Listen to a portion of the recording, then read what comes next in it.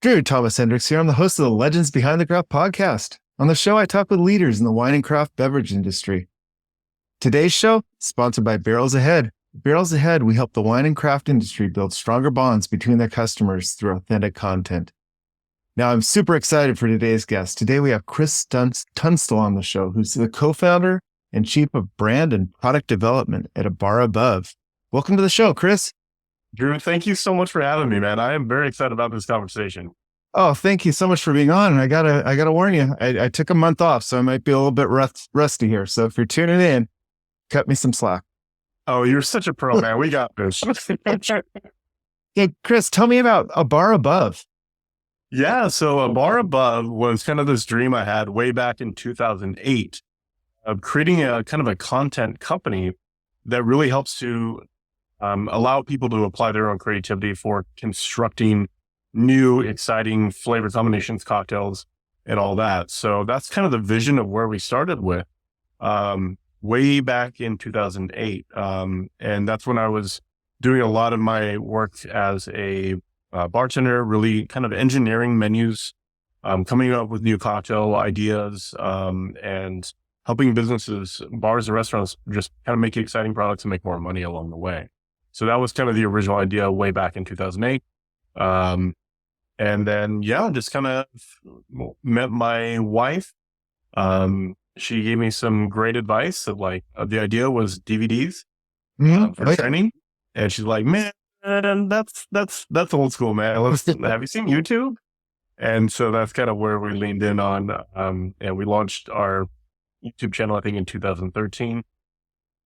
Really focusing on communicating technique and skills and this new age of the renaissance in craft cocktails. There's new tools that came out. Nobody knew how to use. Like even balance of a cocktail was so new that it was all over the place. And unless you were in one of the major cities like San Francisco and New York, you really didn't understand what was happening. So that was kind of the focus of take all that knowledge that exists in San Francisco at the time and communicating it outward into the world to whoever was trying to get better at their craft and, kind of progress through the world of hospitality. Yeah. And right around 2008 was really when mixology really just started coming into its own, becoming a true craft. And so you were behind the bar in 2008 when you started your journey. Talk to us about this entrepreneurial journey. How does one kick off this idea? So I actually started behind the bar in 2003, and that's kind of when I saw the movement happening. And so I was learning as much as I could to kind of get to the cutting edge of where everybody was at. And then in 2008 is when we decided to kind of really start to communicate that. And then 2013, after we had a couple other business ideas that weren't the best business ideas, that's when we launched this one. But during that time, when I was tending bar and kind of doing all that, I had to make a lot of strategic decisions about what I wanted to do and how to make that happen. So, for example, when you're a bartender, your biggest nights are going to be Friday, Saturday, Sunday, or Friday and Saturday usually. So I had to remove myself from these very profitable nights and start to work in the daytime. Luckily, I was in the financial district in San Francisco. So I was able to cultivate some really, really, really great regulars and basically make the same amount of money as I did on working nights. And then I could use that time to really start to build a business out with my wife and, devouring as much information as we possibly could. And hopefully getting prepared to go full-time on our business. And that's kind of when it started. And I think we both left our jobs, 2014. July 3rd, 2014. That must have felt so good. Or was it a little nerve-wracking? And scary, terrifying. We had year's worth of money saved up to make it happen. So that's great. Now, as you're behind the bar, what was the you met? I love to ask questions. So you did a few ventures that didn't work so well. What did you learn from that allowed Bar Above to succeed? Yeah. So as far as one of the original ideas we had when we were living in San Francisco was a meal delivery company. And it wasn't like a cooked meal, like you see, but it was we would put together a meal that you could microwave, like a really healthy meal that you can microwave. And we started running the numbers, and my wife is really good at business and spreadsheets and stuff. So she started running the numbers about how this was going to work. I started putting menu ideas together, costing all that stuff out, really starting to get my understanding of what it's going to look like from like a, logistics perspective and a day-to-day stuff. And when we started running the numbers, she pulled me aside one day and she goes, okay, we could do this, but in order for us to hire our first employee, you're going to have to make 2,800 meals a week. There. And I was like, yeah, let's do something else. That sucks. Let's not do that. That's such a good point. Like there's a good idea is a good idea, but can you reach to that point of making it viable? Sometimes right. Comes not. That's and so I didn't really understand the idea of scalability. Like, what does that look like? So that was a really good lesson to learn. And we've definitely helped. That has helped us through a bar above. But I think we were very naive when we came at a bar above, like very much the field of dreams. You build it, people will come, and was not exactly the truth. Yeah, that being in the marketing side, that's the first thing I try to tell people. I highly recommend not going that approach. Yeah, how did you build it? So we started off on YouTube, and just every week, it could have been every couple of days, we were uploading information or videos in 2014. 2013. And the idea was to kind of build brand trust and then launch a digital training product.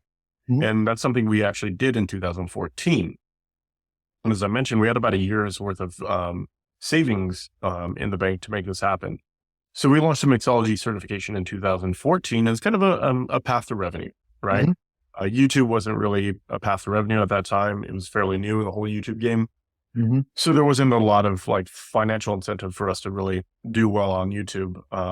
But we launched a certification in 2014 and it didn't actually live up to our expectations. Because in the e-commerce side at that point, it was all about launch. And all these huge successes of like, I made $10,000 in 3 hours kind of thing. And we made like 3 sales the first day. And we're like, uh-oh. So then we really had to think about, how we're going to do this and what we're going to do so we can kind of continue that. And we basically ran out of money. And I luckily got a job consulting with Diageo in bars and restaurants. And that gave us about a 2-year window again to kind of figure that out. And luckily, towards the end of that 2 years, we launched our physical brands. So our physical shakers, cocktail shakers, strainers, all the things that we need in order to make cocktails. And as many people know, it takes a long time to kind of get to market. It took us 120 days from deciding on what to sell, placing the order with the factory in China, getting it in our hands, sending it out to Amazon. And then once it was in Amazon, it took 30 days to sell out. Wow. So we're like, okay, this is it. This is how we're going to fund our company. And after that, it has been the cornerstone from a revenue perspective of what has really propelled the bar above forward. And now you've got your own store and you're off of Amazon or working in conjunction. Both. And we're kind of growing as well. So we launched on Amazon and crushed it. So Amazon was the first place we kind of learned and kind of cut our teeth and built revenue on. And then we are, as most brands are, we're trying to get off of Amazon as much as possible without obviously cutting our revenue, but helping to grow our own channels, our own storefront through Shopify and stuff like that. That is something we're doing. And currently we're actually looking into distribution for bars and restaurants and retail stores. Yeah, I see that you have a whole B2B section on your site now. Yep. And that I can see that would be a very valuable channel. There's so many craft producers out there right now. And what I see as a whole is what you're offering, which is this really well-made bar products that can stand up to like repeated use. Yeah. Tell us a little bit about your products and what sets them apart, because I was pretty fascinated when I read about them. Yeah. So the thing that is interesting about our products is when you look at our products, it looks like any other bar tool. You go on Amazon and it's hard for you to see the details that we put into any of our tools, but I personally take this very seriously. I'm no longer in the world of hospitality, but I really feel for anybody that is in hospitality. Because when I was there, what I noticed was many of the bar tools that I used were kind of cheap and they fell apart in my hands at the worst times. And then when I would communicate to some of the larger companies that were producing bar tools about my frustrations, they weren't very hospitable to me, which is weird considering they're facing hospitality professionals. So this was a real big point of frustration for me. And so when we talk about our tools, part of the customer service journey that I see is, first of all, produce really great tools that aren't going to break in somebody's hands. That is a form of customer service for me.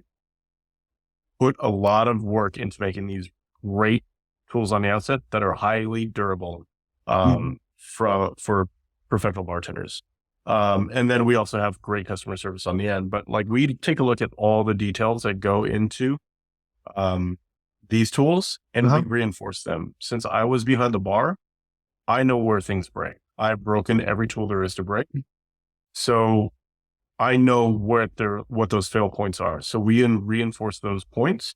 We add additional functionality to them. So like I said, when you look at our products, they may look like everybody else's, but I guarantee you there is something completely different that makes us stand out. And the good thing is when professionals get our tools in their hands, they can feel the difference. They can see the difference. It's no longer a conversation about quality. It's like, why wouldn't I choose this? And we have been called the best kept secret in bar tools. And I don't like. No, yeah, you want everybody to know. I can say it's gotta be, this is such an unmet need. Having ordered bar tools for, I used to work in a wine store, and really a lot of the bar tools that we would order, just, they seem very flimsy and a little bit more like a promotional aspect. You get all those tools and they're gimmicky. Or you go into like, Bevmo and you see their line of tools. Even just looking at yours, I can see the difference, especially this hardwood metal stick. I mean, that thing looks fantastic. Yeah. And actually I have one. I just happen to have one here because we talked about it. And we actually just did a social media post on a TikTok on muddlers and why ours are really interesting. So for anybody that can't see these are really, really big muddlers. We have two. We have a hardwood, I think it's a beechwood, and we have a plastic one. Same exact shape, same exact profile. And for high volume, the plastic makes a lot of sense, food safety. But the hardwood, there's no lacquer, there's no finish. So this is a very safe product as well. But when you compare it to like the other ones out there, it's significant, the difference in size.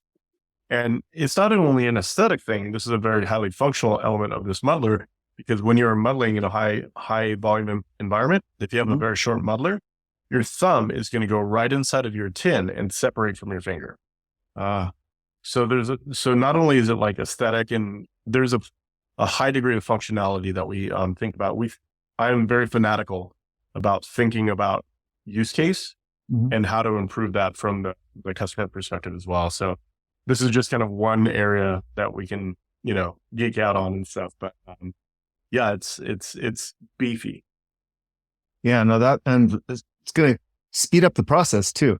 I mean, half the time when I'm trying to muddle at home, oh my Lord. No, that's fantastic. So these are built for the pros. But general consumers, if you're going to make a better drink, let's talk about drinks in general and mixology.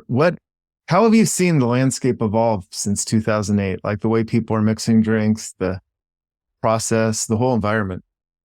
Well, just kind of like anything, we're having that giant spirits renaissance as well. Wine has been exploding like never before. RTDs are just like on fire right now. It's incredible. So when we kind of think about it through the lens of mixology, we kind of went through that as well. So in the very beginning, when I got involved with it, it was like, how do you balance a drink with fresh lemon and lime? Because at that point, every bar was using canned sweet and sour or bottled sweet and sour. So now you're separating the sweet from the sour, and now you have to figure out the ratios. That was kind of like 101. But as we start to develop and as people start to really get dialed in with technique, that's where we can really start to see a lot of fun, exciting things. So the world of craft right now is probably the most advanced it's ever been. We're bringing in techniques from chefs, from pastry chefs. We're bringing in equipment from other areas outside of the beverage industry and pulling them in so we can experiment with them in order to kind of fit our needs. So it's this kind of hodgepodge of like really interesting like development from like a flavor perspective that is super, super exciting. And that's kind of where I fit in, and what we really focus on is kind of that culinary side of cocktails. And we could see that being played out. RTDs are very much entrenched in this, and flavor and, and compatibility and technology. So it's pretty exciting. Now, give me an example of, like, you were talking about a pastry chef for that culinary side. Give us an example of kind of one of those innovations or what you're doing there. Yeah. So when I first started out, we didn't know how to make really great syrups. You know, that was something that's like, oh, you put sugar in it and make it sweet. But the finer points of flavor and flavor development, I often look into the world of pastry because we deal with a lot of the same thing. Sugars, fruits, and how to use them well inside of cocktails. And once you start to understand those techniques in the pastry world, you can pull them in. So for example, making a gastrique, which is a syrup with a little bit of vinegar, it helps pop those flavors out. And then it makes it a much more interesting and dynamic flavor to work with in cocktails. Everything from flavors to consistency to the types of sugars that you use. These are all new elements that we can pull into the world of mixology to really dial in our flavors. So this is something that we actually teach a lot in the mixology certification, which was the program that we launched, where we go down the rabbit hole of like, okay, you have your standard sours or souring elements. Fruit, lemon and lime have the biggest pH that we typically use in cocktails, but there's also orange, cranberry, pineapple. But once you go a layer below that, you also have like acids from vinegars that you could use. Verjus is another pH enhancer that you could incorporate into your cocktails. But then even below that, you can do refined acids like malic acid, tartaric acid, citric acid. So now you have this really intense pH enabler, a compound that you could use in basically any liquid. So the one I always say is like, let's say you have a Bordeaux that you want to bring into a cocktail. Well, you could add citric acid to it. So it has the pH hit of a lemon or lime, but it has all that additional flavor from that Bordeaux. So now you're just increasing all the flavor that you can incorporate into a cocktail with one element. And then we go through every single element. Okay, now let's take a look at sweeteners. And we go all the way down to the ground level of sweeteners, and then base spirits. And then, so we really set the framework up, identify all the variables inside of that element as deep as we can go, and then kind of help you reconstruct and pull these elements into what you want to create in the cocktail. So like I said, we're taking that culinary approach of here's your mother sauces. These are the ingredients that you're using in your mother sauces. This is how you substitute. And now here's your technique. We're applying that to the world of cocktails.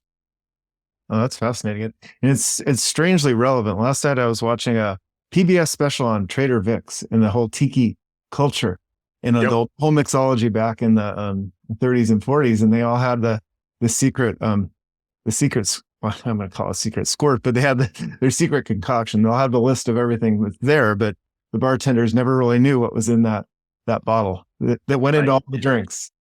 Yeah. And tiki culture is fascinating. And the characters inside them are very colorful and almost kind of pirate-esque. It's pretty cool. Oh yeah, it was fast. It was a good show. Yeah, they were talking about how not all tiki bars are tiki bars because you gotta actually have tikis in them. Most of them are bamboo bars. Oh, interesting. Like, interesting. Just because it looks like it's in Polynesia, if it doesn't have a tiki in there, it doesn't count. Interesting. Okay. Yeah, well, that was what I learned last night. But talking about all these ingredients that you have, I think it's more important now than ever, now that we're going towards this kind of low alcohol to no alcohol movement, or many people are moving towards that. Now bars are not just offering like a Shirley Temple, but they're offering a complete mocktail assortment. And you've done a lot of work in this space. It's one of the spaces I'm really passionate about, to be completely honest. I love cocktails. I love the culinary side of it. But when we start to introduce the world of non-alcoholic spirits, it becomes very interesting. You have a whole new tool set that you can use for development. So one of the things that I always, and I think one of the things that gets hung up on non-alcoholic is that is your only option, right? You're going to remove all the base spirit and you're going to replace it with non-alcoholic. And that is true. You can, and it will make a delicious cocktail, or spirit-free cocktail. But when we think about this in much more of a bar setting, as a cocktail creator, this gives me incredible control over my ABV, right? So now one of the things I love to do is when we go camping, I make a session margarita. I'll take half to 75% out of my tequila and replace it with a non-alcoholic spirit. And now pre-batch it and just set it out in a cooler, something like that. And I can just draw from it. All my friends can draw from it over the entire day, not get a splitting headache, and still have something really refreshing and interesting to drink. So it gives me that ability to really dial in my ABV from that perspective. And this could be really fun from like a bar, or even more important, from like a wedding. Right? Like the last thing you want to do is get all your guests hammered, but you still want to deliver that quality and that taste and that something interesting to drink. This is a great tool. And I'm so incredibly excited for this movement. So yeah, I'm thrilled with it. Yeah, I mean, you gave some great tips there about being able to just dial it in, so you can serve a consistent 7% margarita wherever you, not 4.5, maybe offer your camping guests the ability to give a floater if they wanted. Right, well, and they have that choice now, right? So yeah. It's incredibly empowering from that perspective. What advice, for a bar that's wanting to roll out sort of a mocktail program, what advice do you give to them on how to compose it and how to add it to their selection so it doesn't just look like an afterthought for those people that don't want to have a real cocktail? And they are real cocktails. I don't want anybody confused on that. Yeah. So I think for me, it's one of the best ways I've seen this done is to have a separate section in your menu of standard cocktails, right? You have a Mai Tai, you have a margarita, you have a daiquiri, you have whatever you want to put in there that really help to showcase some of the abilities of the non-alcoholic spirits. And then you can offer them spirit or spirit-free. Okay. So now it's a very different conversation of like, I feel like this, but I don't want the alcohol. Here's some choices I can make right here. And really like leaning into like, which one would you like? Would you like one with rum or one with a non-alcoholic rum? And that makes it a much easier conversation, a much easier sell. And then it doesn't call people out that don't want to drink, right? It doesn't put them in a spotlight. So it's a really great way that I've seen of really showcasing that. Yeah, I like the word spirit free. I know mocktail has the cachet, that's what's got the thing, but it always just sounds like once removed from the real thing. When the spirit free is a real thing. Now, do all of the spirit free ones, do they include some version of a non-alcoholic spirit like rum, or does some just kind of do away with that base, or is it that critical for the spirit free cocktail? I think it really depends. Are you talking about from the brand perspective? Like from a brand perspective, starting a brand? Like do all mocktails, for lack of a better word, but I used it. For do all mocktails incorporate like a non-alcoholic rum and non-alcoholic tequila, or do some of them just are some of them just based on like seltzer juice? They can be. So that might be the easiest path to add a mocktail onto your menu.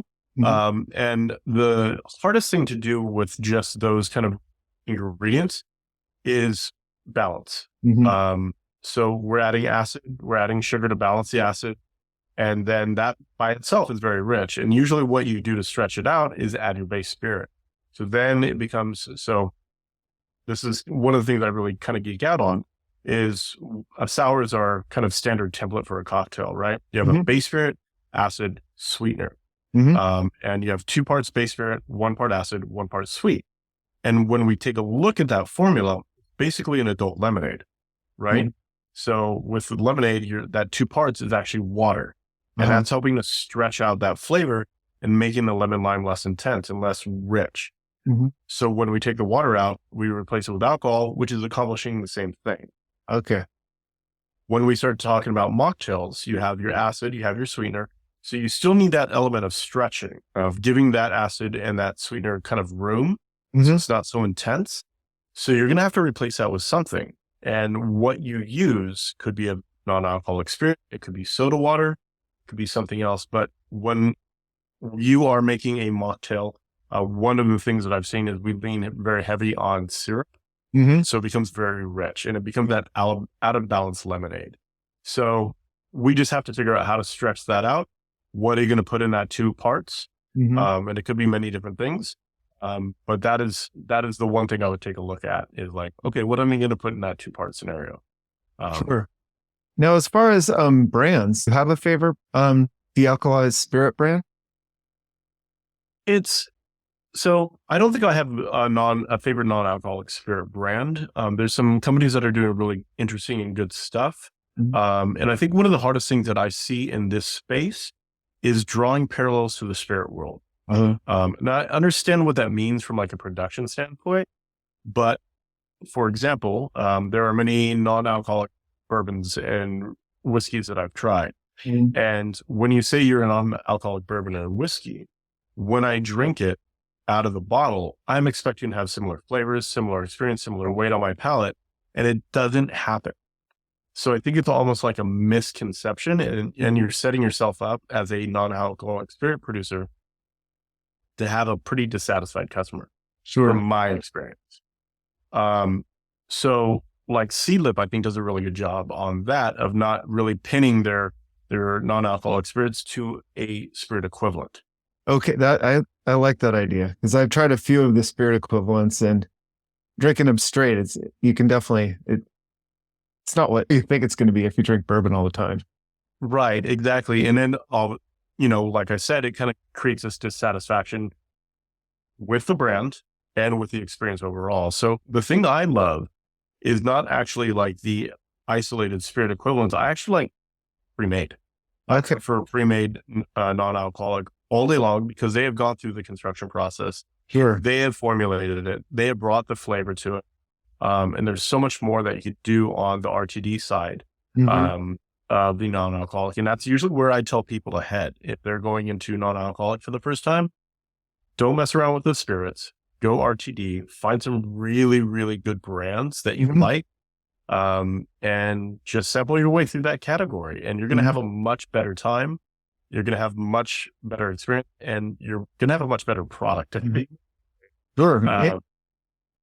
And consistency. Like I could even see that in a bar. You could take an RTD and put your little spin on the top of it, but at least your base is consistent. Right. Exactly. And on that side, like, you could use that RTD as a cocktail element, right? So now you can use that to boost up a Negroni and make it effervescent or something, and bring a ton more flavor. So there's always like the next step. Like you take a product, you can always incorporate it somewhere else or add it into something else as another way of making money on it as well from the bar side. Sure. And for sure. And also consistency. Now I'm still a non-alcoholic thing because I had a conversation yesterday about wine and de-alkalized wine. And for years that just tasted like crap because the process to remove the alcohol was so intrusive and so abusive that the final result was just a wine that was, I guess, beaten up.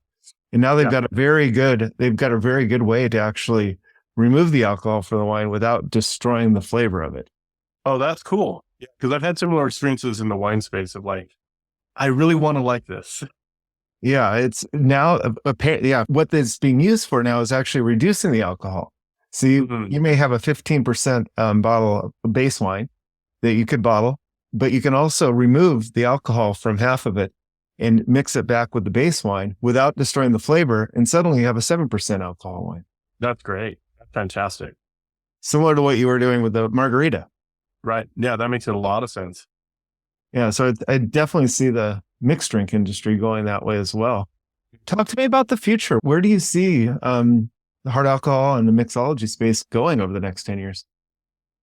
Well, I don't think hard alcohol is going to go anywhere. I think it's here, I think it's here to stay.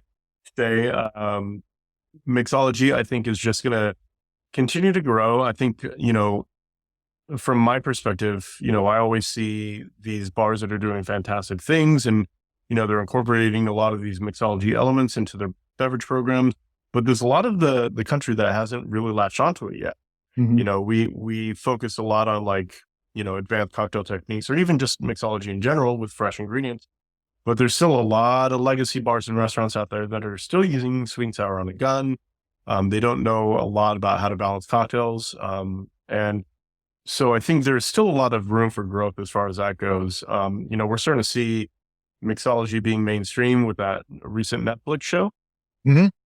And I think the skill has really evolved to a point where it is very culinary driven. So I wouldn't be surprised if we start to see even more entertainment on major, you know, streaming platforms around this topic. So, you know, once that happens, I feel like it's kind of really hit critical mass where it opens up many different conversations around this topic.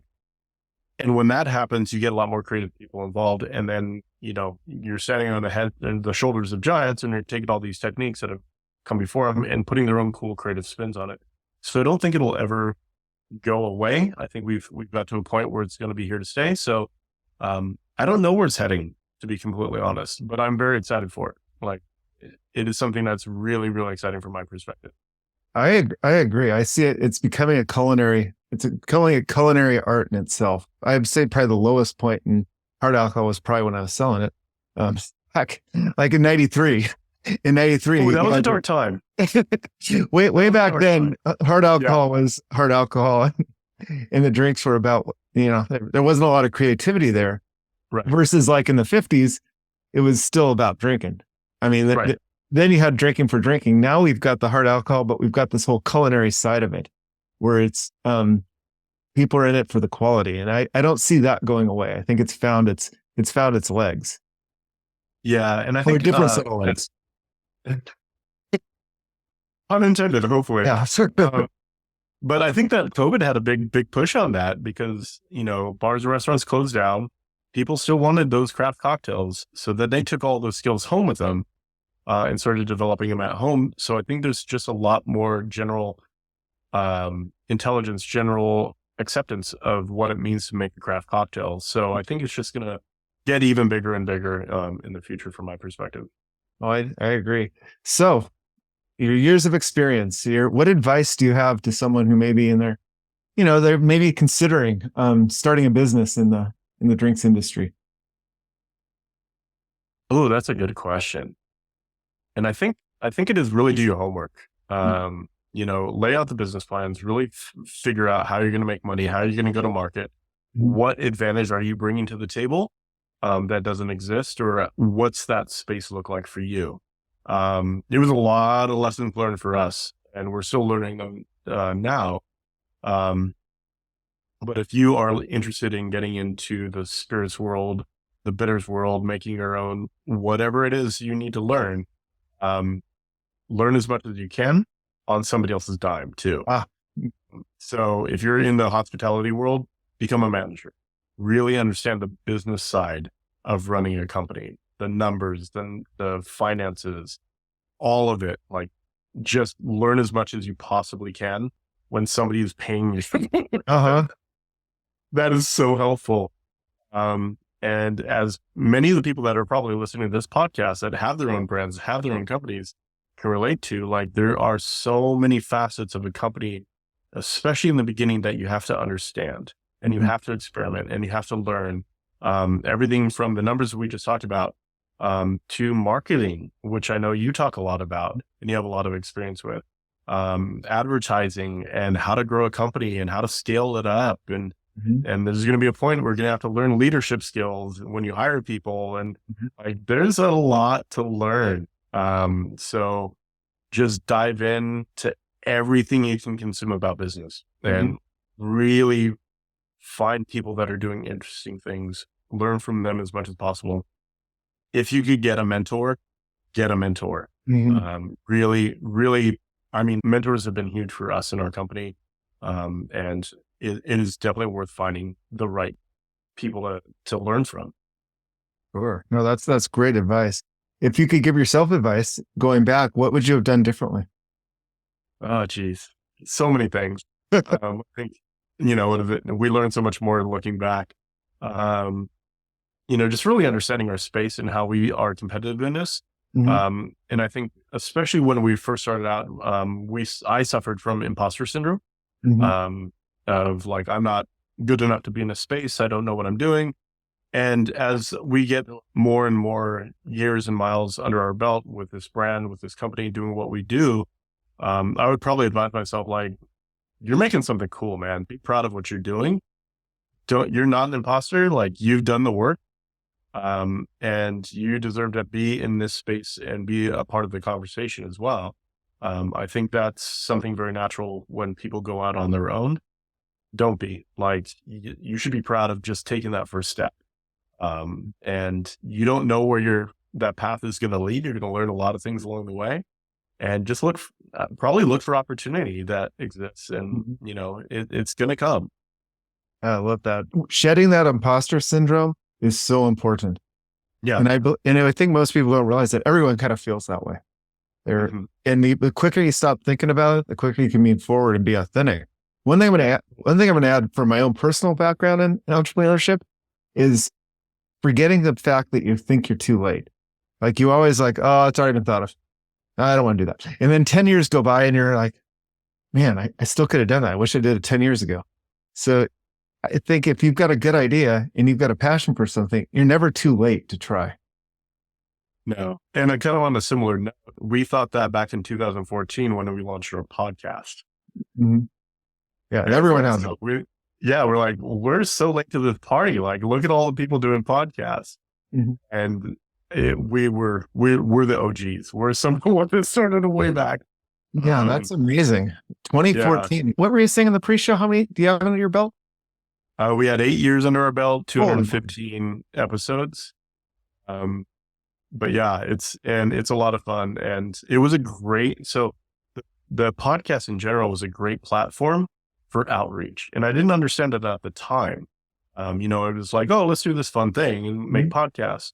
But during the process of learning the value of a podcast for a brand, Mhm. it gives you the ability to network build like crazy. Absolutely. It's insane what you can do. And it's interesting when you start reaching out. Once again, the imposter syndrome. In the beginning, we were like, oh, let's talk to bartenders and all that, which was good and exactly what we needed to do at that time. But as we started to grow the brand and the podcast, we started engineering the podcast around certain topics. And Mhm. then we started reaching out to the true top creme of the creme in that specific space. Yeah. Right. And then it really does unlock a whole different ability to make connections with people, build your brand. And it's pretty incredible. And unfortunately stopped, but I miss it a lot. Um, every week, every day, I'm like, oh, I'd really like to do that one day again. But Well, as we've learned, it's never too late to restart. right. Exactly. Take a hiatus. And the one thing I do have to say about podcasts, I'm a big advocate of this, especially in the wine industry and especially with AI and you never being able to tell what's real and what's not. Podcasts and the audio dialogue between two people may be one of the last authentic marketing channels. And we beef it up with video and stuff, but really it's a lo-fi medium that is you have a direct access to the person that you're talking with or listening Yeah. to. It's pretty incredible. It's a great platform, and yeah, it's a lot of fun to get in there. Oh yeah. So let's see as we're wrapping down. What's your favorite drink? What's your Oh cocktail man, of choice these days? so. And I've kind of mentioned this a handful of times, podcasts in general, but for me, it's all about experiencing the world of liquid and creativity through somebody else's lenses, right? Mhm. So whenever I travel, that's kind of what we do. Whenever I go out to eat, I'll narrow it down to three choices. And unless I'm really feeling something on the menu, but I'll narrow it down to three choices and have the waiter pick for me. Ah, And really, I really want them because they understand that space. They understand the food and all that stuff. So they probably have some great insights that I just can't see inside of a menu. So when I go to bars and restaurants, I kind of take the same avenue with bartenders. First of all, we build rapport, we talk and all that.